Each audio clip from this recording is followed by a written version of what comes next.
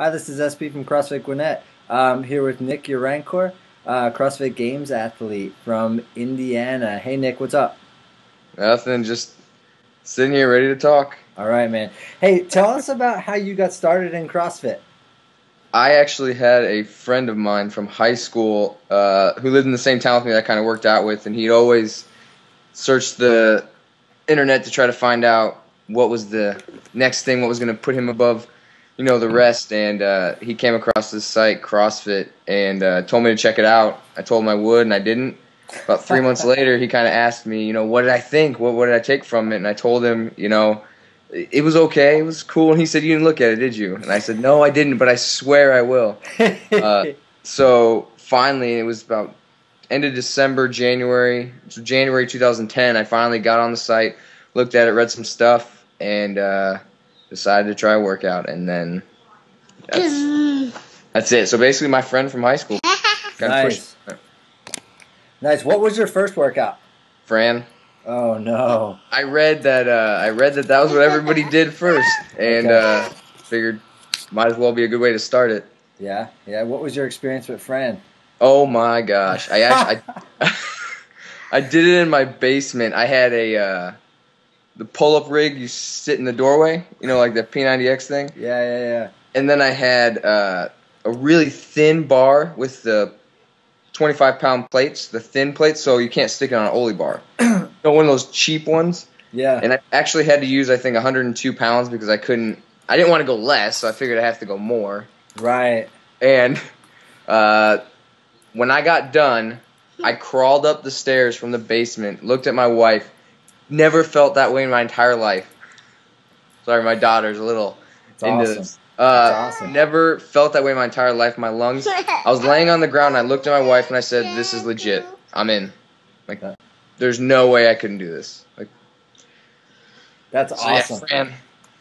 All right, so you went to the games this year, right? Yes. Yeah. So tell us about your experience with everything from the Open to the regionals to the games. I mean, what for folks like us who sit back and watch you on ESPN, you know what I mean? Like, yeah, that's legit, dude, right? Yeah, but I mean, that's yeah. Here we are. We started doing CrossFit. I run an affiliate out of my garage. My wife and I started a couple of years ago. Same experience. We started out with Randy, 75 snatches, and we were both like, "This is ridiculous," right? And now it's on television. Now it's legit. So tell us about your experience with the games. Well, starting with the Open, I felt like I was coming in great shape. I was ready to go, and the Arnold happened, which was about I want to say a week before the Open. The Arnold Classic. I went out there and did some things that weren't very smart. Did a workout with Miko, actually. I did Mary, and did really, really well, put it that way. So well that I think I gave myself a slight case of rhabdo. Oh, no. And couldn't really move. Well, the next workout was Fran, and I ended up doing a 308 Fran, which my Fran is, I have a very good Fran, and that is not me at all. Okay. So I came back, tried to recover, couldn't recover. Well, the day before the Open, I said, I'm going to get a sub 210 Fran. Well, I wasn't recovered. I had a 210, but I wanted to beat it, and I did the workout on my last rep. I flew off the pull-up bar and broke my collarbone the day before the Open.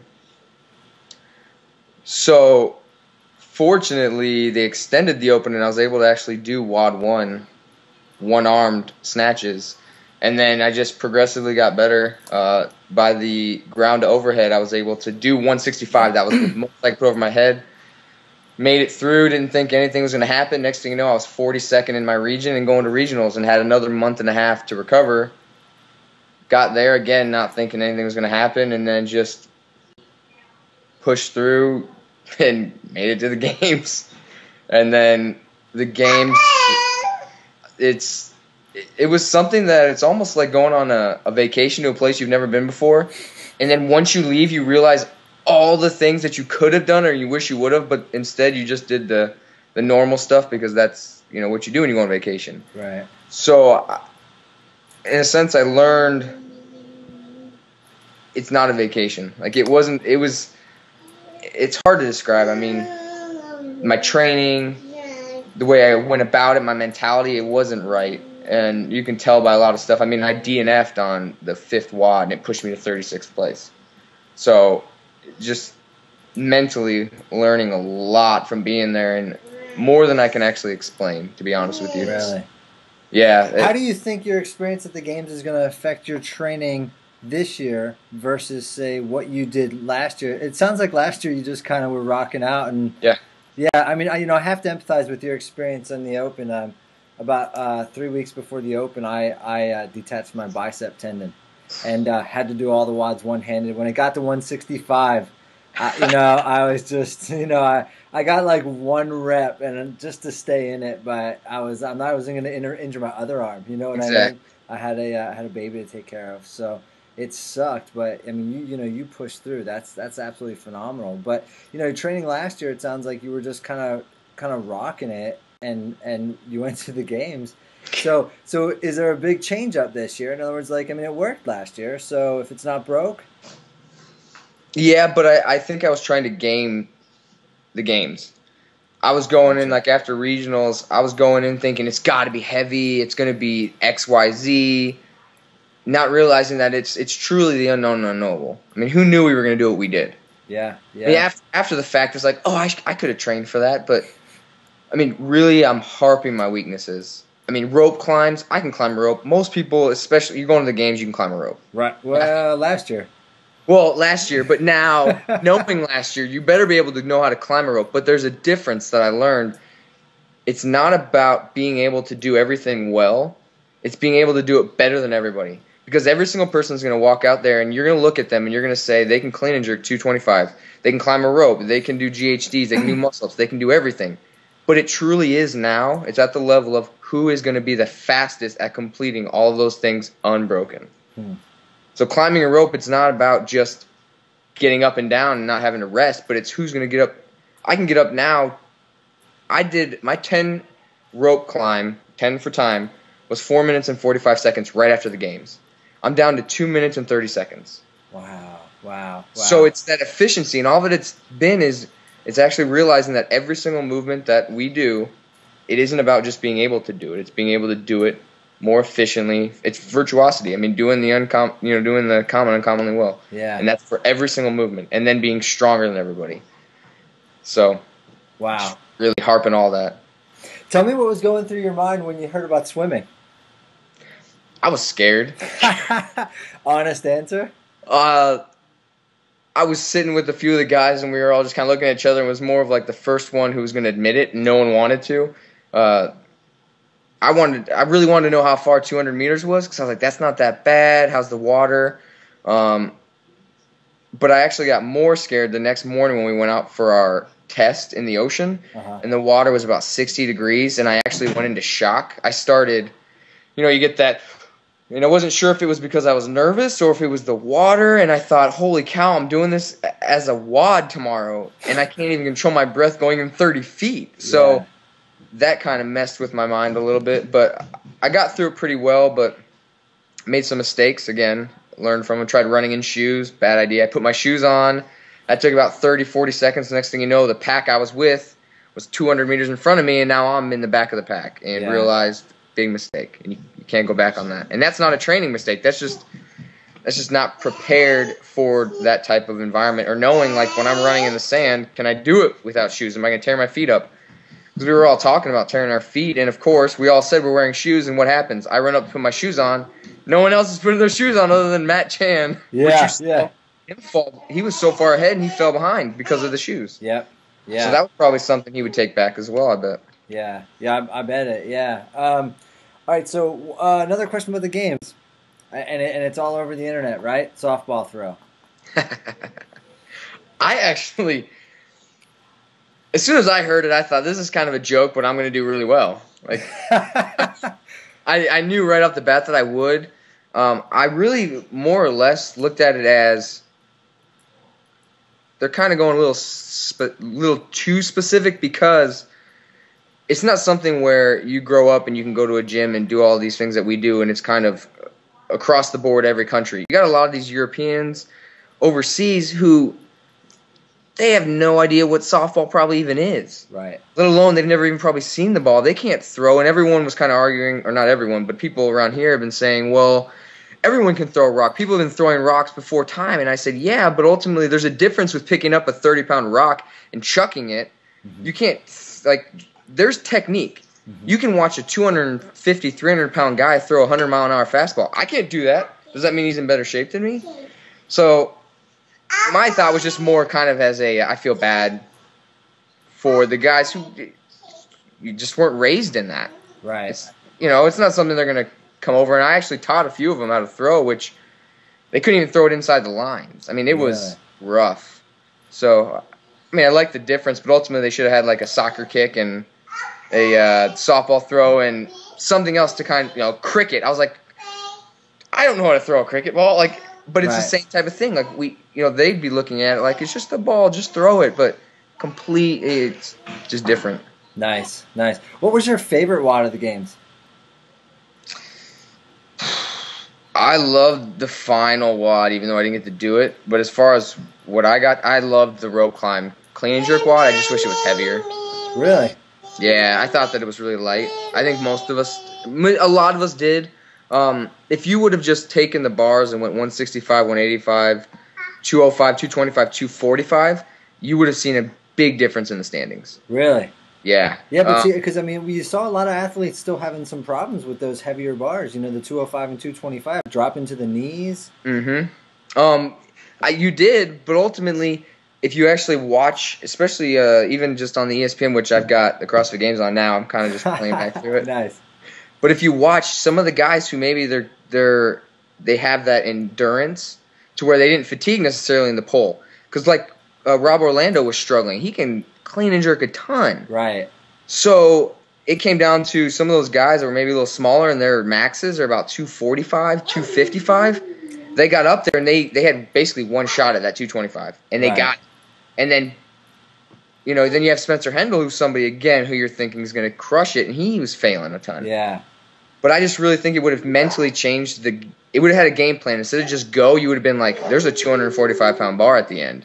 Yeah. I can't just pull myself up this rope a mile a minute and expect to pick that thing up. Okay. So mentally it would have been a different WOD. But again, you saw tons of people failing and lots of stuff happening. So yeah. Ultimately, that was a fun workout. Really? Plus being in the Home Depot Center, anything in the home down there and oh my gosh, that was crazy. Really? Yeah. That's awesome. Yeah, and I wish I could have gone. All right, let me change gears a little bit. In your training, and I'm not going to ask you anything specific about how you train or whatever, but I am going to ask you about a little pet peeve I have about nutrition. How do you eat? Are you a zoner, a paleoer, or you just eat whatever the hell you want? I would say I'm paleo, but I'm more of like a 80-20. I mean, there's really no percentages. I kind of I eat clean. I eat well. I'm not too specific on what's in it. Like I'm going to be 100% paleo. If there's a donut and I walk by it too many times, I'm going to eat it. If there's candy and I walk by it too many times, I'll say no enough and I'll eat it. I'm actually trying to get to the point where when I really get that junk that I want, I'll go out and my huge thing before CrossFit was pretzels. I was addicted to pretzels. So now I'll just tell myself, just go buy a bag of pretzels, eat the bag of pretzels before you eat 10 donuts. Right. So I try to just change it to more like, but again, sometimes if I train and do 3-4 WODs and I'm just beat up, I will eat the house. And it does not matter at that point. I just know I need fuel. Okay. So do you feel like well, no, you hear all this stuff about paleo and there's some stuff in the journal about what's his name, Froning with peanut butter and jelly and milk and all that stuff. And I don't know. I eat paleo. My family eats paleo, kind of a 90-10, 80-20. Yeah. Because it makes us feel good, makes us look pretty decent. I'm pushing 40. You know what I mean? Yeah. And I'm in better shape now than I am when I was 16. So. But I also drink milk, you know what I mean? So the whole zone paleo thing is starting to frustrate me a little bit, how people are pushing it.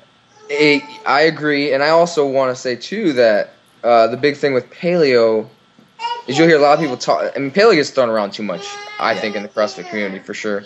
But you got to think all the proteins, the progenics. That's whey. Right. I mean, most of the stuff that everybody's taking is dairy anyway. Right. And then ultimately, a lot of people are taking other stuff. It's kind of like it's only food, but everything else is kind of off limits unless it's a milk or some of the details, I guess, or whatever they feel like is working for somebody else. Well, if they're doing it and they're there, well, then I'm going to do it. Yeah. Because ultimately, the biggest thing for me and for us why we do it is the way we feel. And the, externally, it makes you look pretty good, too. Yeah, right. You're working out at 300 or something. Yeah, exactly, right, yeah. All right, let me talk to another question about you. Not about you, about CrossFit in general. Around some of the CrossFit blogs on different web pages and what have you, you hear about CrossFit being a fuel for overtraining. What are your thoughts on that? Especially, and I hear this criticism a lot of the main site, which, I've been following the main site for, as long as I've been doing CrossFit. I supplement with some other stuff, but I like the main site. But there's lots of bashers out there saying that main site is a recipe for overtraining and just destroying your body. What are your thoughts on that? I don't agree with that at all. You can ultimately,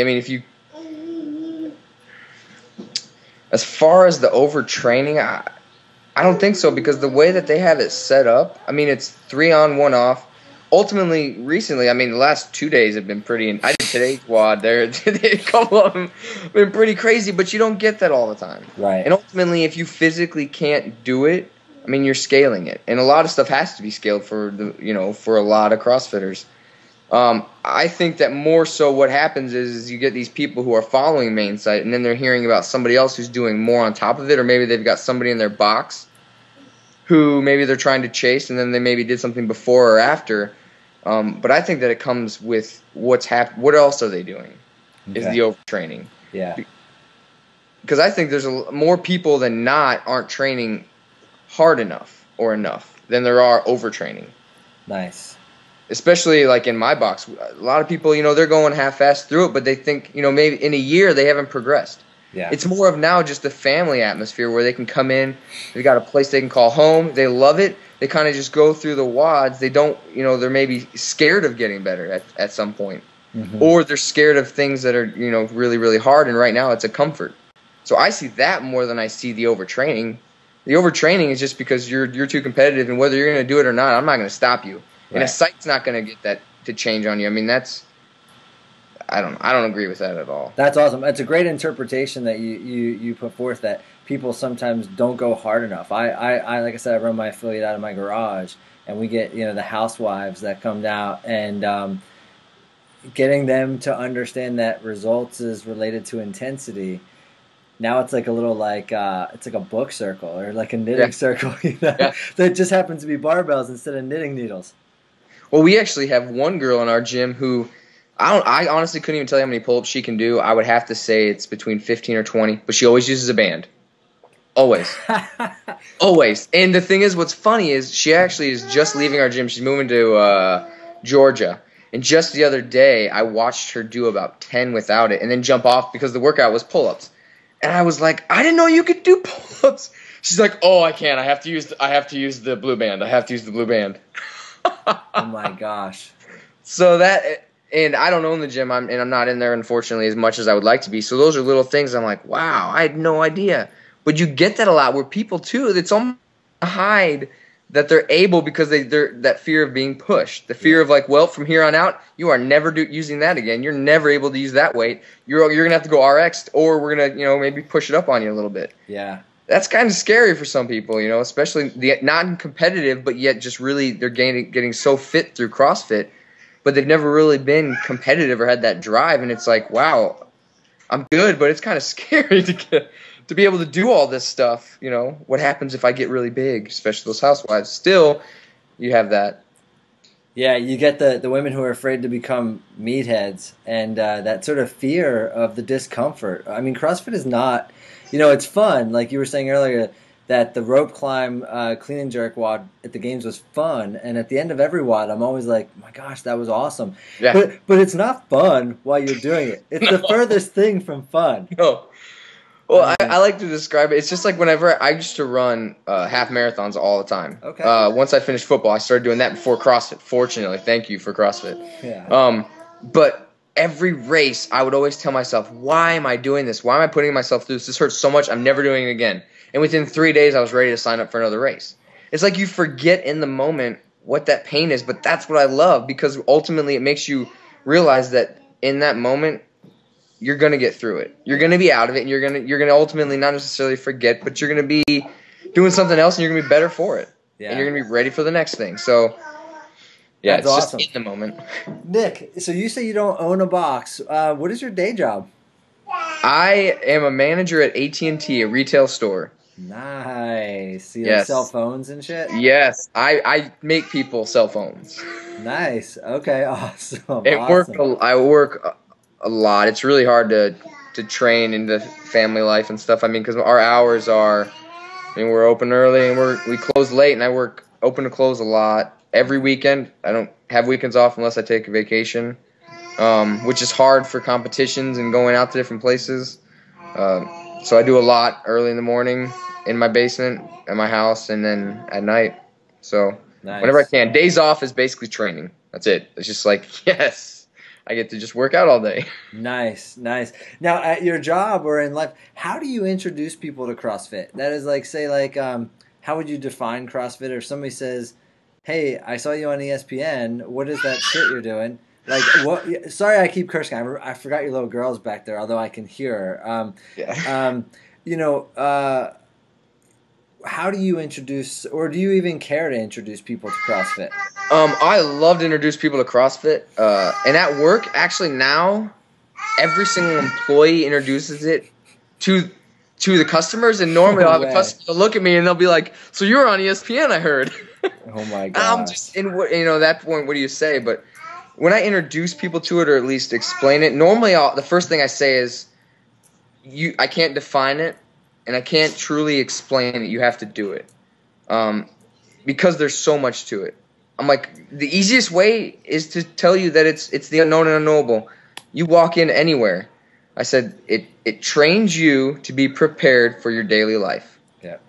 And the ultimate goal, and I see this in people in the box that we're at and all over the place, is to keep you as far as we can away from a hospice, a nursing home, from a casket, to be able to, because if you're 80 years old and you can deadlift 120 pounds, I'm pretty sure you're not going to be stuck in a bed.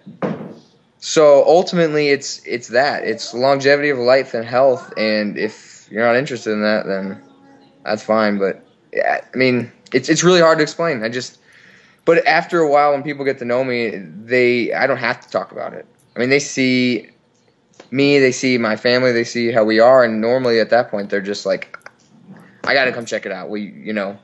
And plus, I have a lot of videos on YouTube, so a lot of them will be like, I YouTubed you, and oh my gosh, that worked, that's crazy. Or I blog now a lot. I've been blogging for a while, and people at work will tell other people, and it's kind of getting around there. So, cool. Yeah, it's hard to explain though. I don't know how you explain CrossFit. Well, I mean, I use the same metric, and I'm pleased to hear somebody at your caliber use the health metric of longevity, because when I went and got certified and started reading about CrossFit, one of the things that really sold me on it was that that curve between sickness, health, and sort of athletics, and metrics like blood pressure and glucose and just living long.